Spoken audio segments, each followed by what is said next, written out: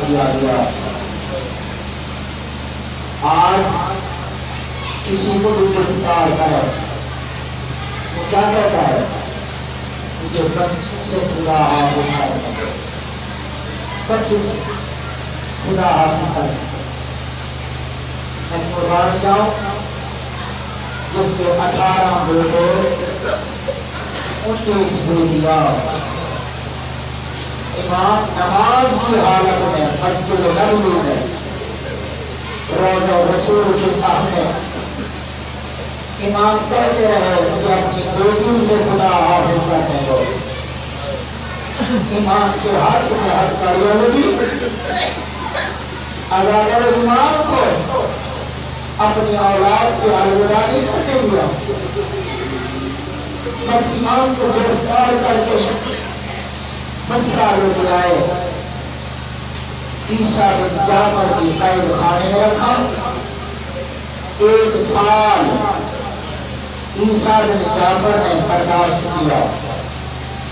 اس کے بعد اس نے خط لکھا حاکم کو، کہنے لگا اس قیدی کو یہاں سے نکال، مجھ سے برداشت نہیں ہوتا۔ کہا کیوں؟ کھانا زیادہ مانگتا ہے، پانی زیادہ مانگتا ہے۔ کہا نہیں، نہ یہ کھانا مانگتا ہے نہ پانی مانگتا ہے۔ جب آدھی رات ڈھلتی ہے، زندان میں مٹی میں بیٹھ کے رو کے کہتا ہے ہر شام، رو کے کہتا ہے ہر شام، ہر دربار، ہر بازار۔ اس کی وجہ سے اور قیدی بھی کھڑا ہو رہے ہیں۔ عزادار بس وہاں سے نکالا امام کو، بغداد میں فضل بن ربی کی قید میں رکھا۔ اس کے بعد سمی بن شاہد اس کے قید خانے میں۔ عزادار یہ بڑا ظالم تھا، امام نماز میں جاتے ہیں، اس کے ہاتھ میں تازیانہ ہوتا تھا، یہ ٹھیکی سے امام کو تازیانہ مارتا تھا۔ امام کی پشت زخمی ہوتی، مدینے کی طرف منہ کر کے کہتے ہیں میرا رضا بیٹا اب کوئی تو ہوتا میری خبر لینے والا، اجر کو بدلتا۔ عزادار نے حسین بس دروگہ زندان کہتا ہے قیدی کی حالت کیا ہے؟ گوشت ختم ہو چکا ہے، ہڈیاں بچ گئی ہے، ہڈیاں بچ گئی ہے، اور کوئی بڑا قید خانہ نہیں، لوہے کی سلاخوں کا پنجرا جہاں دوسرا بندہ نہیں کھڑا ہو سکتا، ایسا قید خانہ۔ اگر اس قید خانے میں امام رہ رہے ہیں، اور امام ظاہر ہے جو بندہ قیدی ہو کبھی دائیں دیکھتا ہے کبھی بائیں دیکھتا ہے، امام اس قید کے عالم میں ہے۔ تو امام دائیں بائیں دیکھ رہے تھے، یا کوئی شخص گزرتا ہوا نظر آیا، امام آواز دے کر کہتے ہیں ایوب، بس یہ شخص دائیں بائیں دیکھتا ہے، کوئی نظر تو نہیں آ رہا، پتہ نہیں کون ہے جس نے مجھے نام سے بلایا ہے۔ دروگہ زندان کہتا ہے تمہیں اس نے بلایا ہے جس نے زندگی میں کسی کو نہیں بلایا۔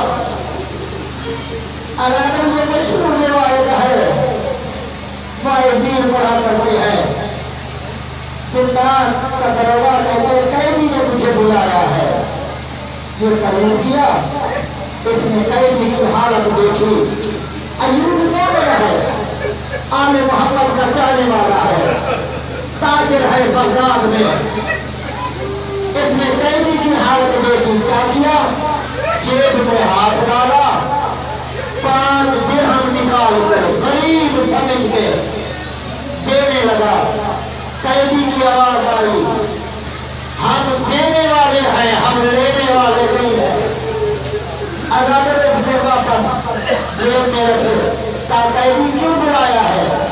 قیدی کی آواز آئی بس ایک بات پوچھنی ہے تجھ سے، कहाँ बताएं, क्या पूछना है? कैदी कहते मुझे इतना बताओ, क्या कभी मदीने गए हो? आज लोग बड़े हुआ अल्लाह आपको किसी वक्त ठंडा हो जाए। कैदी की आवाज आई, अय्यूब कभी मदीने गए हो? अगर रावी कहता है, मैंने कहा आपकी जो हालत है शायद मैं न बताता, लेकिन आपकी मजलूमियत देखकर मेरा दिल चाह रहा है अपने सारे दर्द मुझसे बयान करो, सारे दर्द मुझसे बयान करो। कैदी कहते हाँ बता। कहते मैं 5 साल पहले मदीने गया था, 5 साल पहले मदीने में मेरे सरदार रहते हैं, मेरे साथ में सरदार का नाम मूसा काज़िम है। अजर को बदला अगर जब ये कहा एक मरतबा कैदी की आवाज आई, आप क्यों नहीं जाते? 5 साल हो गए। कहते मैं नहीं गया, 5 साल हो गए मैं नहीं गया मदीने। कहा क्यों नहीं गए? कैदी ने पूछा क्यों नहीं गए? कहता है इसलिए मैं क्या बताऊं, 5 साल पहले किया था, 5 साल पहले किया था। और क्या था? इत्तेफाक से मदीने में ईद का दिन था, मदीने के लोग खुशियां मना रहे थे और मेरे आका मूसा काज़िम के घर से रोने की आवाज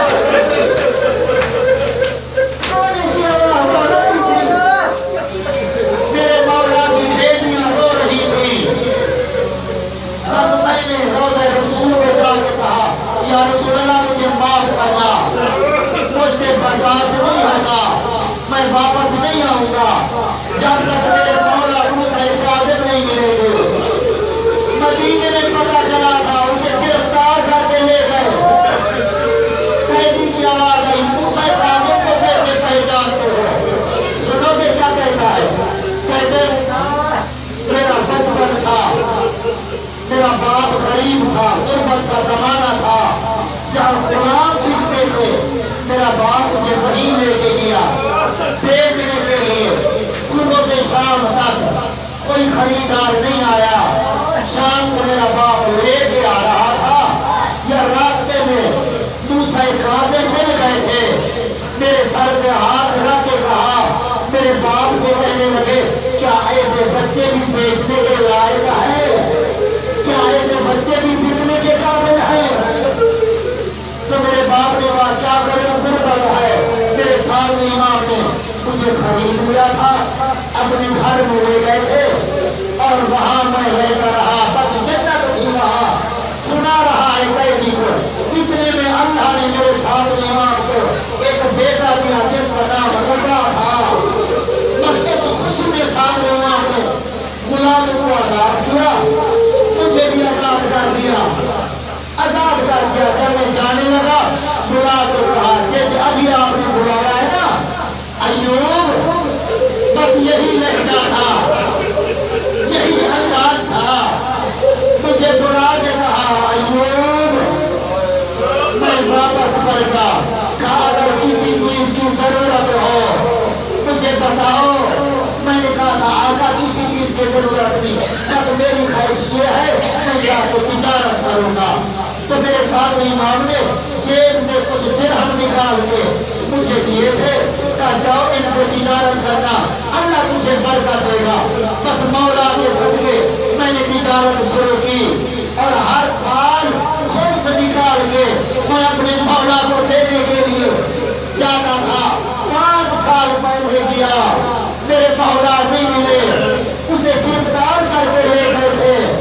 बस इस वजह से अब मैं खुद की रकम अपने नौकर के जरिए भेज देता हूँ, मैं नहीं जाता। अब तिजारत के बहाने बगदाद की गलियों में अपने साथ में इमाम को ढूंढ रहा हूँ। अजादत ने सुना था, कैदी की आवाज आई, अय्यूब अगर तुझे तेरा इमाम मिल जाए उसे पहचान लेगा? कहा हाँ हाँ, इसी बहाने तो मैं गलियों में घूम रहा हूँ। इमाम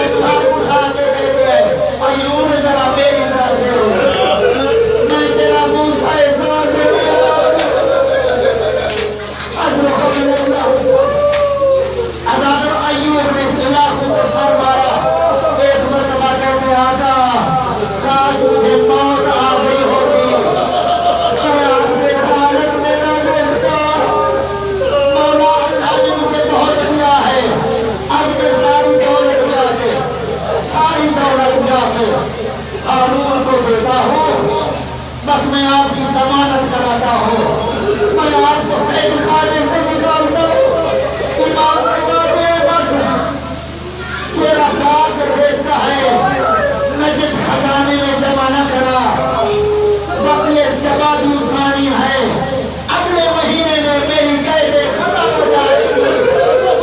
آجو کا مدرجہ فرماتے میری قید ختم ہو جائے گی۔ ایک مرتبہ کہتے آقا کب ختم ہوگی؟ فرماتے 25 رجب کا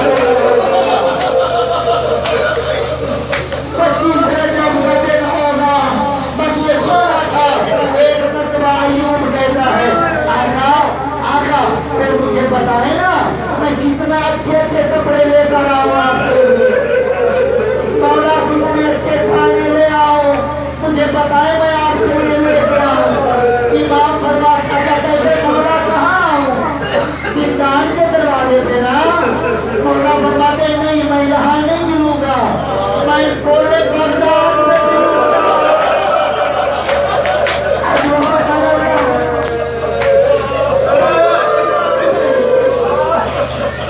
کہتے مولا اچھے لباس لے کر آؤں گا۔ مولا فرماتے کوئی لباس نہیں لانے، اگر ہو سکے ایک کفن لے کے آ جانا۔ کہتے مولا کفن کیوں؟ فرماتے جسے ضرورت ہوگی وہ تجھے پورے بغداد میں ملے گا، میں بھی وہی ملوں گا۔ کہتے مولا بس ایک ہی تو مہینہ ہے، بس میں یہی رہ جاتا ہوں، بغداد میں رہ جاتا ہوں، میں گھر نہیں جاتا۔ یہ اسکلان کا رہنے والا تھا۔ اسکلان آپ نے نام سنا ہوگا، اسکلان کا رہنے والا تھا۔ مولا فرماتے نہیں تو اپنے گھر جا۔ کہتے مولا میں کیوں جاؤں؟ کیوں جاؤں؟ آپ اس حالت میں ہے، میں اپنے گھر جاؤں؟ مولا فرماتے میں جو کہہ رہا ہوں۔ کہتے مولا میں ضرور جاؤں گا لیکن وجہ تو بتائے نا۔ امام فرماتے جب تو آ رہا تھا تیری 4 سال کی بیٹی تھی، دروازے تک تجھے چھوڑنے آئی اور کہہ رہی تھی بابا کب آؤ گے، کب آؤ گے؟ میں کسی کی بیٹی کو رلانا نہیں چاہتا۔ یہ سننا تھا۔ ایوب کہتے ہیں مولا میری ایک رو رہی ہے، آپ کی 19 بیٹیاں، آپ کی 19 بیٹیاں مدینے میں رو رہی ہے۔ اجلو کو مدلہ مسئلہ کرو۔ ایوب گھر میں آیا، بیٹی دروازے پہ آئی، ہاتھ پکڑا لے کے گئی، جیسے بستر پہ بٹھایا، اس کے بعد کہتی ہے بابا پہلے پانی لاؤں یا کھانا لاؤں؟ کہتے بیٹی آج نہ کھانے کو کچھ دل کرتا ہے نہ کچھ پینے کو دل کرتا ہے۔ کہتے بابا خیریت تو ہے؟ کہاں میرا ساتھ آئی گا، قید خانے میں ہے۔ کہتے بابا پھر چھوڑ کے کیوں آئے ہو؟ چھوڑ کے کیوں آئے ہو؟ کہتے بیٹی کیا بتاؤں، میرے امام مجھے رونا برداشت نہیں کرتا، تیری جدائی برداشت نہیں کرتا۔ بس اداکار آپ نے کیا مجلس مکمل ہو گئی۔ 2 جملے اور سن لو، پتہ نہیں زندگی ہے اگلے سال یا نہیں ہے۔ آج 2 جملے اور سنتے جاؤ۔ میرے امام زندان میں ہے۔ جب زہر مل گئی امام کو، ہارون نے دربار میں بلایا، امام کو انگوروں نے زہر دی اور اس کے بعد امام زندان کے اندر ہے۔ آپ کو پتہ ہے جب کسی کو زہر مل جائے تو زہر اپنا اثر دکھاتی ہے۔ جب زہر مل جائے تو جسے زہر ملی ہو اسے پیاس بہت لگتی ہے، پیاس بہت لگتی ہے۔ جسے زہر ملی ہو وہ تڑپنے پر مجبور کرتی ہے۔ میں قربان جاؤں سامنے امام پر، جسے زہر ملی ہے کوئی پانی پلانے والا نہیں ہے۔ میرے امام کا اتنا تنگ زندان ہے، امام تڑپ نہیں سکتے۔ ایک مرتبہ دروازے زندان سے لے کے آئے، یہ میرے زنجیر اتار۔ کہتے مجھے اجازت نہیں ہے۔ امام فرماتے میں واپس آ جاؤں گا۔ کہتے مجھے اجازت نہیں ہے، میں نہیں اتارتا۔ امام نے دعا مانگی، زنجیر خود بخود اتر گئے۔ امام فرماتے تو کیا سمجھتا ہے ہم مجبور ہیں؟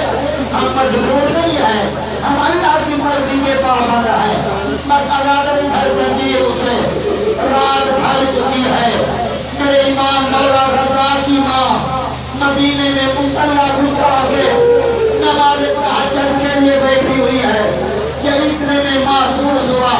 ایک گھر میں کوئی آیا ہے، مسلے پہ آواز دے کر کہتی ہے رک جاؤ یہ موسیٰ کاذب کا گھر ہے۔